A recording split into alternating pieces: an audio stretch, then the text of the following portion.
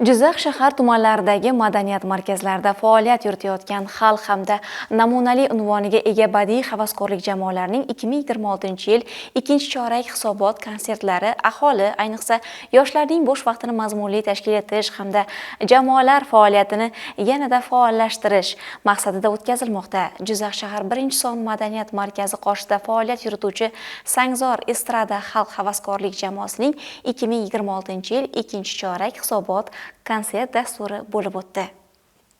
Jizzax shahridagi Sharof Rashidov nomidagi qariyalar sihatgohida Jizzax shahar 1-son madaniyat markazi qoshida faoliyat yurituvchi Sangzor estrada xalq havaskorlik jamoasining 2026-yil ikkinchi chorak hisobot konsert dasturi bo'lib o'tdi. Tadbirni Jizzax shahar madaniyat bo'limi mudiri vazifasini bajaruvchi Dilshod Zokirov ochdi va o'z so'zida bunday madaniy tadbirlarning aholi, ayniqsa keksa avlod vakillarining bo'sh vaqtini mazmunli tashkil etish, ularning ma'naviy hordiq chiqarishiga xizmat qilishini ta'kidladi. Shundan so'ng sihatgohda dam olayotgan nuroniy otaxon va onaxonlar uchun Sangzor estrada xalq havaskorlik jamoasi tomonidan konsert dasturi namoyish etildi. Dastur davomida estrada xonandalari ijrosida vatan, tinchlik, ezgulikni madh etuvchi kuy-qo'shiqlar yangradi. Shuningdek, nuroniylar ishtirokida turli qiziqarli savol-javoblar va madaniy chiqishlar tashkil etildi. Tadbir davomida sho'x va dalbar kuy-qo'shiqlar ostida nuroniylar hamda ishtirokchilar raqsga tushib, ko'tarinki kayfiyat ulashdilar.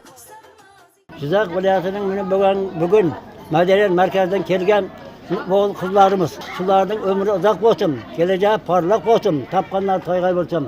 Hamma vaqti xalqimizni xursand qilib yuraversin. Aytish joizki, Sangzor estrada xalq havaskorlik jamoasi tomonidan tayyorlangan hisobot konsert dasturi nuroniylarning bo'sh vaqtini mazmunli tashkil etish, ularga ma'naviy hordiq ulashish hamda badiiy havaskorlik jamoalari faoliyatini keng targ'ib etishda muhim ahamiyat kasb etdi. Tadbir davomida yaratilgan samimiy va ko'tarinki muhit ishtirokchilarga unutilmas taassurot qoldirdi hamda madaniyat va san'atning insonlar qalbini birlashtiruvchi kuch ekanini yana bir bor namoyon etdi. Jizzax shahar 1-son madaniyat markazi qoshidagi Sangzor estrada xalq havaskorlik jamoasining 2026-yilgi ikkinchi chorak hisobot konsert dasturi namoyish etildi. Ushbu dasturda jamoaning repertuaridagi asarlari ijro etilib, tomoshabinlarga namoyish etildi. Konsert davomida bir-biridan qiziqarli kuy-qo'shiqlar, chiqishlar namoyish etilib, ushbu tomoshabinlarga konsert dasturi mazmunli namoyish etildi deb o'ylaymiz.